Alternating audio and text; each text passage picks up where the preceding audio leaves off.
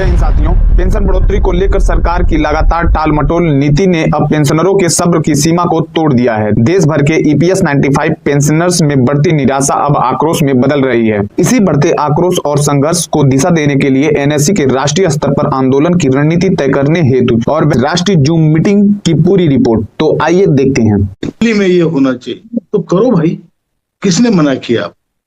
जो राष्ट्रीय स्तर पे निर्णय लिए जाते हैं वो केवल एक प्रदेश, एक मंडल की स्थिति या परिस्थिति देख के नहीं लिए जाते।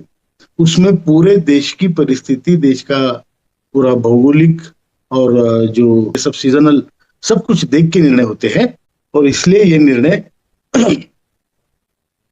कभी कभी ऐसे लगता है कि ये निर्णय बहुत कठोर नहीं है, क्योंकि हमको सबका देखना पड़ता है तमिलनाडु में क्या स्थिति है। तो इसलिए मैं आपको कहता हूं कि इसमें आप स्वयं इसमें ज्यादा से ज्यादा प्रयत्न करें, लोगों को भी। और देखिए, ये सारा जो आंदोलन अब तक हो रहा है और इसके आगे भी होगा, ये आप सबकी प्रयत्न की वजह से हो रहा है।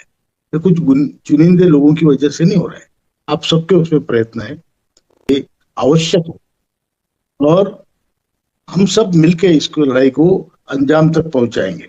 राजीव जी ने बिल्कुल सही कहा, काफी अच्छा पॉजिटिव वातावरण दिखाई देता है न्यूज़पेपर के जरिए और जो रूमर्स चल रहे हैं उसके जरिए। लेकिन हम थक के नहीं बैठ सकते या मान के नहीं चल सकते, हमें अपना दबाव बना के रखना पड़ेगा। और इसके लिए यह आंदोलन हमें आखिर तक लड़ना है। इसमें आज आपके सुझाव महत्वपूर्ण है। जो लोगों को जो सुझाव देने हैं ये आज दे, बाद में कुछ कहने से कुछ नहीं होगा। तो आज मैं आपको सभी को रिक्वेस्ट करता हूँ, विनती करता हूँ, जैसे पोखरकर साहब ने मुझे कुछ इंडिविजुअली कुछ बता रहे थे, कुछ सुझाव बता रहे थे, तो उनको भी मेरी रिक्वेस्ट है कि आप इसमें बताइए क्या है, किसका क्या आपका सुझाव होगा। रास्ता रोको होगा और कुछ होगा, तो कब करना चाहिए, कैसे करना चाहिए, इस पर सुझाव दीजिए। और इस पर मुझे यकीन है कि हमारे जो राष्ट्रीय नेतागण हैं उस पर विचार करके अपने उसको फाइनलाइज करेंगे। बता दें, महत्वपूर्ण बात है कि आज माननीय कमांडर साहब ने आपको संकेत दिए हैं कि चौथे चरण का आंदोलन हमारा आंदोलन, दिल्ली आंदोलन चौथे चरण का 9, 10, 11 को होगा, मार्च को उन्होंने संकेत दिए हैं। और उसके संकेत से आप लोगों से पूछना चाहते हैं कि हमें क्या करना चाहिए। उसके सुझाव आप लोगों ने दिए हैं, बहुत सारे सुझाव कमांडर साहब के पास में आए हैं, लेकिन सभी जितने सुझाव आए हैं कहीं कोई बंधन नहीं है, सभी पर्याय खुले हुए हैं। चाहे रास्ता रोको हो, रेल रोको हो, आमरण अनशन हो, और जिसको हम कहते हैं कि एक ऐतिहासिक आंदोलन के रूप में वो आंदोलन हो, उस प्रकार से पूरी कमांडर साहब की पूरी तैयारी हो चुकी है। और आप लोगों से सहमति के बाद में कमांडर साहब को अंतिम स्वरूप जो है देंगे। आज आपने देखा होगा कमांडर साहब ने इसके संकेत दे दिए हैं। आपसे प्रार्थना है कि 2-3 दिन के अंदर सभी जो हमारे प्रांतीय अध्यक्ष हैं उनसे प्रार्थना है कि और कुछ उनके विशेष सुझाव हो तो माननीय कमांडर साहब के पास में डायरेक्ट भेजने की कृपा करें, जिससे कि प्रभावशाली ढंग से वो कार्यक्रम हमारा चल रहे हैं। जिन भाइयों ने, जिन लोगों ने हमको मदद की है, उनके घर के सामने हम कैसे अनशन करें? अरे भाई, आप अनशन ही तो कर रहे हैं, आप अपनी आवाजें तो पहुंचा रहे हैं। ये कोई जरूरी नहीं उनके घर के सामने नारे मत लगाइए, स्लोगन मत लगाइए, दीजिए जिंदाबाद के नारे लगा दीजिए, उन्होंने आपको सहयोग किया है। लेकिन जो है कार्यक्रम करना बहुत जरूरी है, ये कंपलसरी है। कमांडर साहब ने एडी से चोटी तक का जोर लगा दिया है। अब हमारी बारी है कि हम ही अपना प्रभावशाली ढंग से इस आंदोलन में भाग लें, चाहे एसएमएस का प्रश्न हो, भेजने का, मैसेज भेजने का हो, या एमपी के सामने आंदोलन का विषय हो, या आरपीएफसी या कलेक्टर के सामने जो है हमारा प्रोटेस्ट डिमॉन्स्ट्रेशन हो। ये सभी कार्यक्रम आपको बहुत ही प्रभावशाली ढंग से करना है। अगर कोई ऐसे भाई है कि जो नहीं कर सकते हैं तो उनसे कह रहा है, हम रिक्वेस्ट कर रहे हैं कमांडर साहब की ओर से कि सभी काम हम मन से नहीं करते हैं, कुछ काम हम बेमन से करते हैं। आप बेमन से करवा दीजिए, आप दूसरे को खड़ा कर दीजिए, दूसरे से करवाइए। लेकिन जो है तीसरे चरण के अंतिम जो हमारा आंदोलन है जो चल रहा है, उसको हमें हर ढंग से सफल बनाना ही है।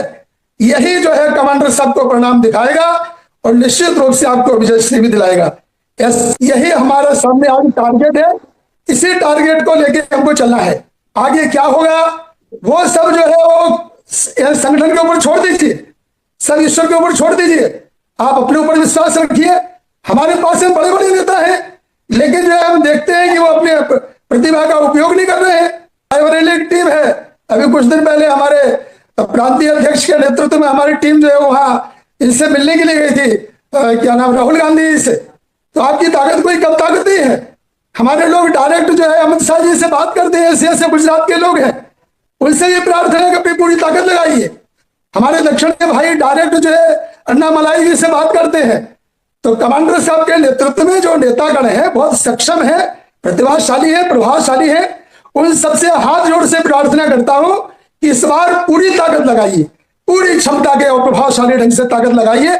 विजय आपकी सुनिश्चित है, कमांडर साहब की विजय सुनिश्चित है। धन्यवाद। मीटिंग के अंत में राष्ट्रीय अध्यक्ष कमांडर अशोक राव जी ने पुनः संबोधित करते हुए कहा कि चर्चा होती है तो जैसे महासचिव जी ने कहा है, मुझे आप भेज सकते हैं, उस पर भी विचार होगा और पूरा कार्यक्रम पूरे देश का और सभी लोगों का विचार देखते हुए, परिस्थिति देखते हुए निर्णय लिए जाएंगे और फिर उसको प्रसारित करेंगे।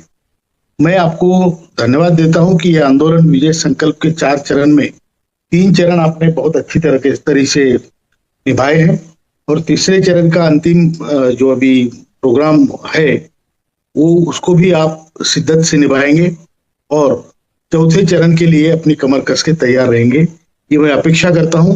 और हम सब लोग तब तक शांत नहीं बैठेंगे जब तक कि हम अपने उद्देश्य में सफल नहीं होते।